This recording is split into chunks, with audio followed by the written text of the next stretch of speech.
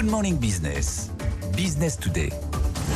Il n'y a pas que l'automobile, il n'y a pas que l'aéronautique dans la vie, même si on parle beaucoup aujourd'hui d'avions et d'autos, il y a aussi tout l'équipement électrique et pas seulement. On parlait des data centers avec vous, Benoît Coquard, directeur général du groupe Legrand, bonjour. Bonjour. D'abord, on donne les résultats qui viennent de tomber, effectivement, avec un très bon bénéfice, en hausse de 14,9%, et qui dépasse le milliard d'euros. Vous devez être content, 1,15 milliards d'euros, un très beau aussi cash flow libre. Vous avez de l'argent dans les caisses, peut-être que vous allez faire des acquisitions, vous allez nous le dire.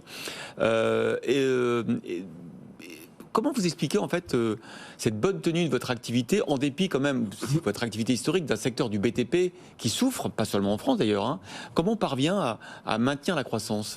Je crois qu'il y a plusieurs sujets. Le premier, c'est que effectivement le marché du bâtiment souffre, mais sur ce marché du bâtiment, on arrive à trouver des poches de croissance. Alors, les data centers en sont une. Oui. On pourrait également parler de tous les produits liés à l'efficacité énergétique ou les produits connectés. Ces familles de produits-là, qu'on appelle chez nous les familles à plus forte croissance, elles font une croissance à 2 chiffres en 2023. Donc il faut réussir à trouver de la croissance dans les segments porteurs. Et puis le deuxième élément, c'est une maîtrise toujours très attentive à la Legrand des éléments de notre compte de résultats. Voilà. Le cumul des deux fait une bonne résistance en termes de chiffre d'affaires et les résultats effectivement de bon niveau. Alors, la suite, c'est quoi? L'année 2024, est-ce que compte tenu effectivement de la dégradation de la conjoncture immobilière notamment, est-ce que vous risquez de souffrir un petit peu davantage? Parce qu'on a beaucoup de groupes qui publient très bons résultats 2023, mais qui sont plus prudents que d'habitude sur l'année 2024. Est-ce que c'est votre cas? Alors nous, on continue de tabler pour 2024 sur une petite croissance, en cumulant croissance organique et croissance par acquisition. Ouais. Donc c'est plutôt, je pense, une bonne performance sur un marché du bâtiment qui restera effectivement difficile, et puis une marge qui restera au-dessus de nos standards historiques. C'est-à-dire c'est 20% quand même. C'est-à-dire c'est entre 20 et 20,8 en l'occurrence notre guidance. Donc ça sera une année de transition. Ouais. On espère que le marché repartira. Alors s'il repartira en fin 2024, en 2025, on n'en sait rien. Mais dans cette année de transition, on continuera à faire un petit peu de croissance et à bien tenir nos marges. Alors, c'est peut-être anecdotique, mais on le dit quand même, c'est quand même avec Airbus et Michelin, la troisième entreprise du CAC 40 à avoir son siège en province, c'est important, à Limoges. Une question quand même, parce que en termes d'attractivité et de talent, est-ce que vous arrivez effectivement à croître, même si vous n'êtes pas présent dans tous les pays du monde, que vous nous le répétez souvent que vous êtes sur ce plateau, au fond l'équipement électrique il est propre à chaque pays et qu'il faut l'adapter à chaque pays, il y a encore des normes différentes partout, mais est-ce que Limoges ça reste un siège social qui est pertinent aujourd'hui? C'est plutôt un atout aujourd'hui. C'était un peu ringard il y a quelques années.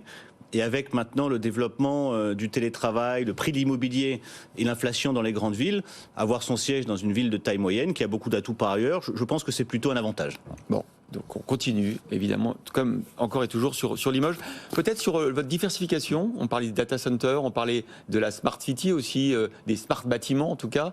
Votre perspective à 10 ans entre votre activité traditionnelle d'équipement électrique et l'activité, les nouveaux projets, c'est quoi le bon équilibre? Aujourd'hui, ces 3 segments que vous citez, data center, efficacité énergétique, produits connectés, c'est 36% du chiffre d'affaires. Ouais. C'était 18% en 2015. Donc on voit qu'il y a eu une croissance organique et par acquisition forte.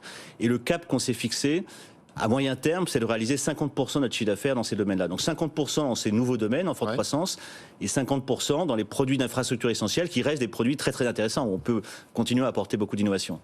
Sur votre répartition géographique, vous êtes présent aussi en Asie, évidemment. Est-ce que parce qu'on a beaucoup de grands groupes du CAC 40 qui, le petit bémol qui a été mis sur leurs résultats, c'est effectivement l'incertitude de l'Asie, qui est notamment de la Chine, l'Asie du Nord, qui redémarre moins vite. Est-ce que c'est votre cas aussi?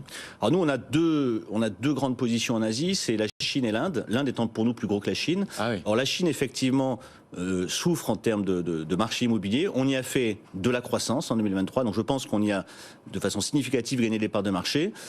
Et l'Inde, par contre, galope et devrait continuer à galoper dans les années qui viennent. Donc nous, on reste très optimistes sur l'Asie. Ce sont encore des petits chiffres pour Legrand, c'est à peine plus de 10% de notre chiffre d'affaires, l'Asie, mais on y a de beaucoup d'ambition. Bon, et donc je disais pas mal de free cash flow. Est-ce que ça veut dire que vous allez accélérer en matière d'acquisition? Alors, il y a deux grands sujets. Premièrement, on va continuer à servir un dividende. Ouais. Vous savez peut-être que depuis 1970, le dividende Legrand n'a jamais baissé. Il a toujours augmenté ou a été stable. Donc cette année, on va proposer à l'Assemblée générale une augmentation de 10% du dividende. Et puis on va effectivement faire des acquisitions. On en a fait 5 en 2023. On a un pipeline, comme on dit, assez nourri, donc on a bien l'intention d'en faire un certain nombre dans les trimestres qui viennent. C'est peut-être le moment, parce que j'imagine que compte tenu des difficultés du BTP, il y a certains acteurs qui sont moins diversifiés que vous et dont la valorisation pourrait un petit peu diminuer. Oui, vous savez, nous, on cherche des sociétés en bonne santé. En règle générale, ce sont des sociétés qui passent bien les crises. C'est des sociétés avec qui on a des relations souvent d'affaires depuis très longtemps. Donc c'est plutôt, je dirais, au moment où la succession doit s'engager dans ces sociétés-là que le dialogue s'engage. En tout cas, je vous confirme qu'on a beaucoup de discussions en cours et je suis très optimiste sur la capacité à continuer à faire des acquisitions dans l'année. Voilà, le directeur général du groupe Legrand, Benoît Coquart. Merci d'avoir commenté comme ça à chaud quelques minutes après les résultats d'une des très belles entreprises du CAC 40.